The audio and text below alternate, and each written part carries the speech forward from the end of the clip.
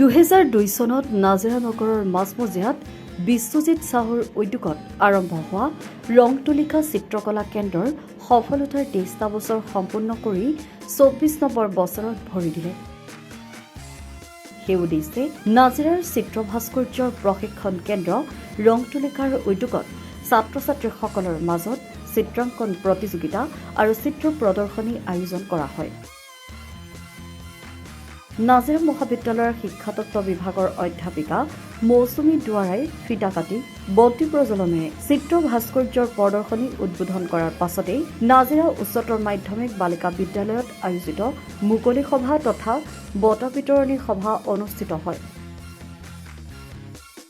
ৰং তুলিকাৰ উপাধ্যক্ষ পল্লৱী বৰুৱাই আঁতধৰা এই সভাত নাজিৰা মহাবিদ্যালয়ৰ অধ্যাপিকা মৌচুমী দুৱাৰা, নাজিৰা উচ্চতৰ মাধ্যমিক বালিকা বিদ্যালয়ৰ অধ্যক্ষ তুলসী কোঁৱৰ, জ্যেষ্ঠ সাংবাদিক অনন্ত কলিতা আৰু যুৱ সাংবাদিক নয়নমণি ভৰদ্বাজ ফুকন, কাৰ্টুনিষ্ট ভাস্কৰ জ্যোতি মহন্ত নিমন্ত্ৰিত অতিথি হিচাপে উপস্থিত থাকে।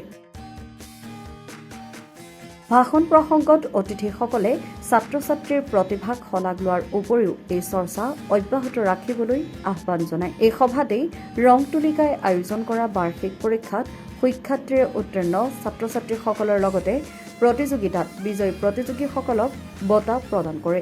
অধ্যক্ষ বিশ্বজিৎ চাহুৰ যি ৰং তুলিকা আৰ্ট স্কুল হয়, এই স্কুলৰ লগত মই আচলতে একেবাৰে আৰম্ভণিৰ পৰা জড়িত বুলি ক'লেও ভুল নহয়।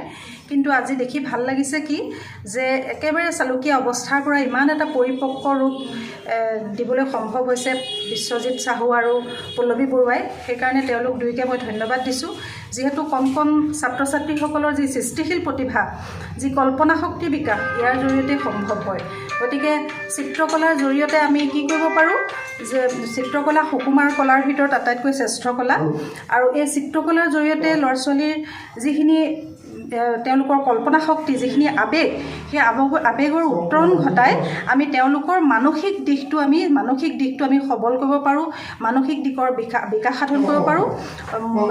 যেতিয়া মগজুৰ কৰ্ষণ নহয়, যি মগজুৰ কৰ্ষণ নহয়, সেই মগজুৱে কেৱল জ্ঞান লাভ কৰি আগবাঢ়ি গ'লেও তেওঁলোকৰ পৰা আমি বিশেষ ফচল নাপাওঁ। কিন্তু যি সৃষ্টিশীলতাক সৰুৰে পৰা আগুৱাই লৈ যাব পাৰে, সেই তেনেকুৱা ছাত্ৰ ছাত্ৰীৰ সাধাৰণতে ভৱিষ্যতে তেওঁলোকে এজন সুনাগৰিক হ'বলৈ সক্ষম হয়। আৰু আমি দেখিছোঁ যে নতুন এডুকেশ্যন পলিচিটো, নিউ এডুকেশ্যন পলিচিত সেই কথাটোৰ ওপৰতে বেছিকৈ গুৰুত্ব দিছে যে সৃষ্টিশীলতাক কেনেকৈ আগুৱাই ল'ব পাৰে। তাৰ কাৰণে মাল্টিপুল বিষয়সমূহৰ ভিতৰত এটা চিত্ৰকলাও অন্যতম বিষয়। আৰু মই ভাবোঁ বিশ্বজিতৰ এই যিটো যাত্ৰা, এই যাত্ৰা সদায় অব্যাহত থাকক আৰু আমাৰ নাজিৰা অঞ্চলৰ ছাত্ৰ ছাত্ৰীসকলৰ যি মানসিক বিকাশ, সেই মানসিক বিকাশৰ গতিও অব্যাহত থাকক। ইয়াকে কৈ দিনীয়া কাৰ্যসূচীৰে চিত্ৰাংকন প্ৰতিযোগিতা আৰু চিত্ৰ প্ৰদৰ্শনী আমাৰ 11 আৰু 12 তাৰিখে আমি অনুষ্ঠিত কৰিছোঁ। এই চিত্ৰাংকন প্ৰতিযোগিতা আৰু চিত্ৰ প্ৰদৰ্শনীৰ পৰা ছাত্ৰ ছাত্ৰীসকলৰ সৃষ্টিশীলতা আৰু তেওঁলোকৰ কল্পনা শক্তিৰ বিকাশ আৰু তেওঁলোকৰ প্ৰতিভাসমূহৰ অফুৰন্ত বিকাশ হৈছে বুলি আমি বা তেওঁলোকে এখন সুন্দৰ মঞ্চ পাইছে বুলি আমি সকলোৱে অনুধাৱন কৰিছোঁ। আৰু তেওঁলোকৰ যি সকলৰ শিল্প কৰ্ম, সেইখিনি তেওঁলোকৰ যি কষ্টৰ আৰু তেওঁলোকৰ সেই ধাৰণাখিনি আমি ইয়াত সুন্দৰভাৱে প্ৰতিফলিত হৈছে বুলি ভাবিছোঁ। আৰু এই আমি অনুষ্ঠানটো পতাৰ উদ্দেশ্য এইটো নহয় যে ছাত্ৰ ছাত্ৰীসকলৰ আমি প্ৰতিভাসম্পন্ন ছাত্ৰ ছাত্ৰীসকলক চিনাক্ত কৰা, কেৱল সেইটোৱে নহয় যাতে তেওঁলোকে নিজকে আত্মপ্ৰকাশ বা আত্মবিশ্বাসে তেওঁলোকে আৰু কলাৰ প্ৰতি তেওঁলোক যাতে আৰু আগ্ৰহী হয়, সেইটোৰ প্ৰতি আমি সকলোৱে লক্ষ্য ৰাখি এই অনুষ্ঠানটো পাতিছোঁ। আৰু এই অনুষ্ঠানৰ জৰিয়তে যাতে ছাত্ৰ ছাত্ৰীসকলে আগলৈ যাতে কলাৰ প্ৰতি তেওঁলোকে আগ্ৰহিত হৈ যাতে তেওঁলোকৰ নিজৰ প্ৰতিভাসমূহৰ বিকাশ কৰিব পাৰে, সেইটোৰ লক্ষ্য ৰাখি এই অনুষ্ঠানটো পতা হৈছে।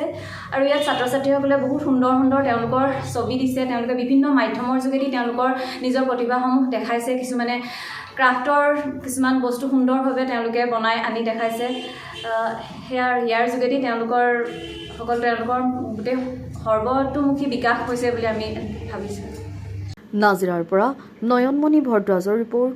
সময়ৰ খবৰ সময়ত পাবলৈ ফ'ল' কৰক টাইম অফ আছাম।